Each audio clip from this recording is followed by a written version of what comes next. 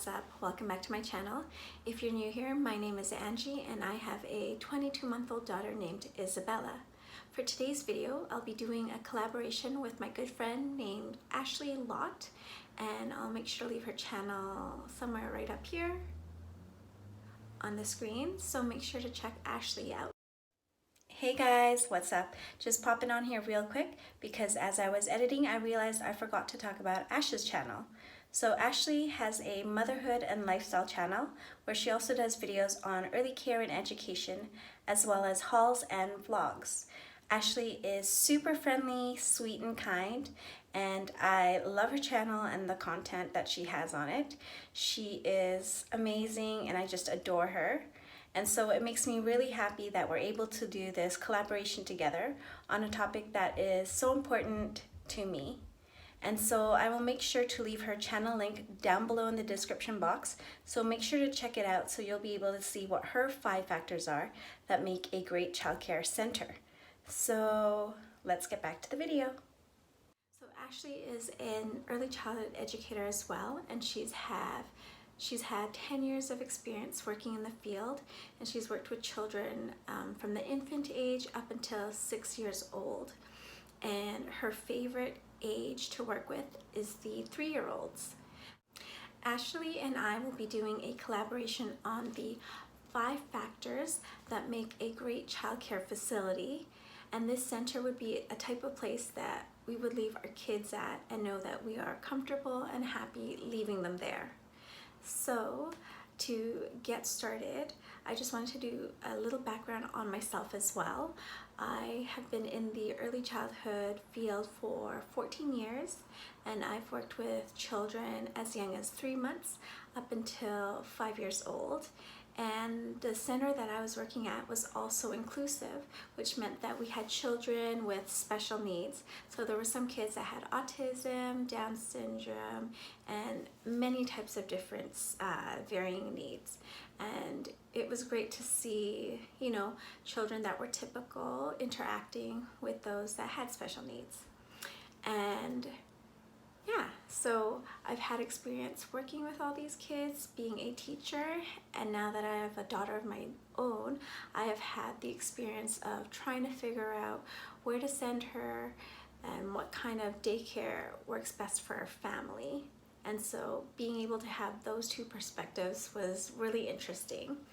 And so let me get on with the 5 factors that make up a great childcare facility or center. So for me personally, number 1, making sure it is a licensed childcare or daycare facility, and these places will follow the proper rules and regulations as well as policies in running their center. So you know that the staff is properly qualified and has their certification, whether it is their early childhood educator diploma, or if they've had first aid training, as well as their food safe. And other policies are making sure that they follow the proper child to teacher ratio, and they practice fire drills and earthquake drills regularly. Usually these will be documented and they will have it written out, because in each center, if it is licensed, there is also a licensing officer that will come in and just make sure everything is being followed correctly, doing all these different protocols. And they will also check like the temperature of the fridge, making sure it's at the correct temp, so that way the food is all safe and it doesn't get spoiled. And yeah, so that is licensed daycares. And another factor, the second factor, so number 2 is the cleanliness of the environment and seeing if the daycare is safe. So it's important to make sure that the center follows proper sanitizing of the toys and making sure that they do this on a daily basis, because it will help prevent the spread of germs and illnesses, as well as when the child is in the bathroom. You might want to inquire if they spray down the change mats, because that is also another really important thing to help stop the spread of germs. Usually, like at my center that I worked for, that we always spray down the change mats after every change, whether it was a P or a BM. We always spray it with soap and water and then spray it down with Precept. And for safety, you want to make sure that the center has all the chemicals locked up, any cleaning agents locked up in a cupboard and the child can't get to, and that they have all the sockets properly covered up, and that there are smoke detectors. So those are very important. And also looking at the condition of the toys inside and outside of the center. Whether it's the playground outside, you want to make sure everything is in working order and nothing is too sharp or unsafe for the child to use, because sometimes if items are broken, like say outside a pail or bucket is broken, that tends to have sharp edges, and you want to make sure that that's taken care of. Number 3 is making sure that their daily schedule is balanced. So I like to see that there is some playtime as well as structure time. So structure time could mean circle time or just art time. It's nice to see that they have a schedule and a routine that the kids follow, because it teaches them and it makes them aware of knowing what's gonna be coming up next. And it's also good that the kids have time inside and outside, because it's really important to be out in the fresh air. And I found too that when the kids are outside and they do get fresh air and walk around or play outside in the playground, that they have really good naps. So it's important. Number 4 is communication. It's really important that I found a center that has staff that are super friendly and open to communicating with the families, because when you drop off your child, you want to see and hear about their day.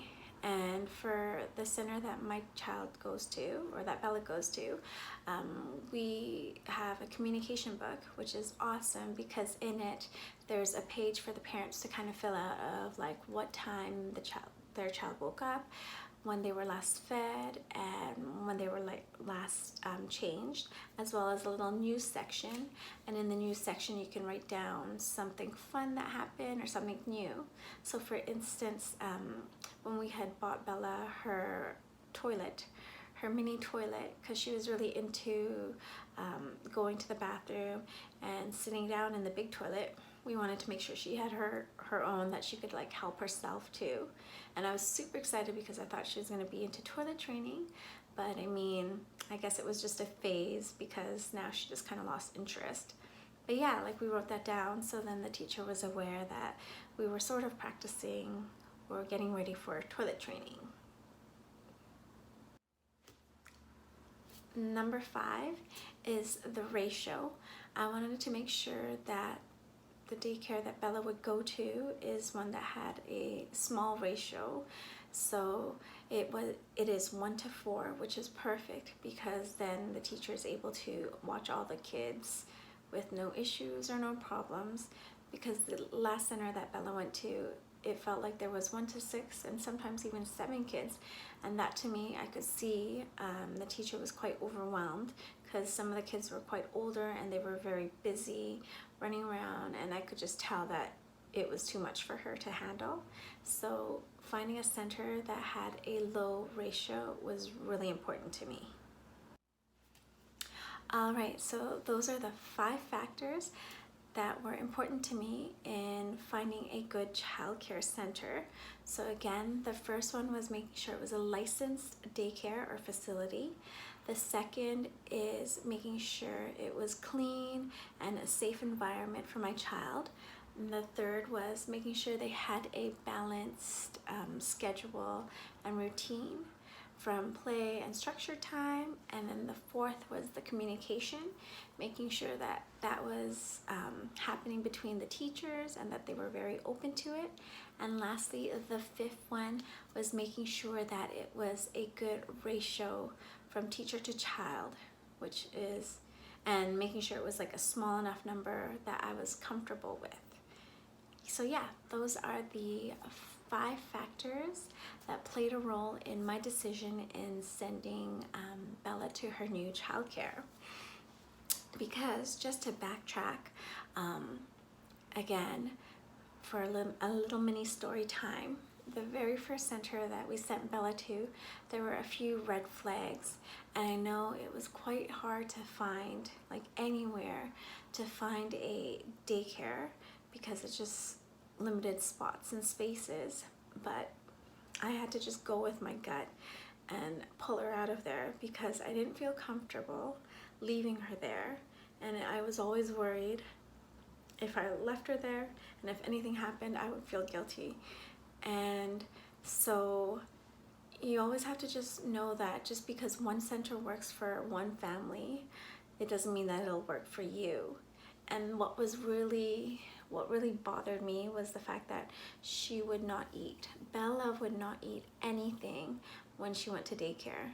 From the time she got there and when I picked her up, I mean, I would say I would drop her off around 8:30, and by 2:30, 3 o'clock, she probably had only 2 bites of something, and that was it.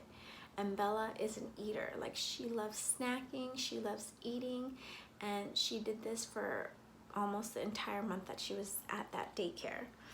And so I just had to follow my gut and pull her out and find another center.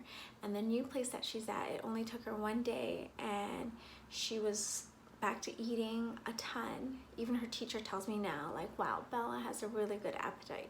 So the fact that Bella is back to her normal self, it gave me reassurance that I did the right thing in pulling her out and finding her a new daycare to go to. Even though it was hard, you just gotta know that at the end of the day, you want to send your child to a center that is safe for them and makes them happy and gives you peace of mind knowing that you're dropping her off or him off at a safe place so you can go to work and that's all you think about, your work, and not have to worry about your child and just telling yourself, like, are they safe? Are they okay? Are they happy? So yeah, that's my story of Bella's first center that she went to. You just always have to listen to your gut, and if it tells you it's not the right fit for you, then you need to find another place for your child, no matter what.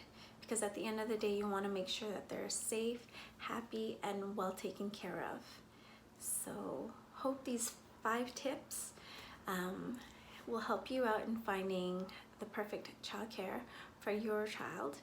And so if you liked this video, make sure to give it a big thumbs up and hit that subscribe button and turn your bell notification on so you know whenever I post new videos, as well as leave a comment down below if you'd like. And don't forget to check out Ashley's video, and I will see you in the next one. Bye!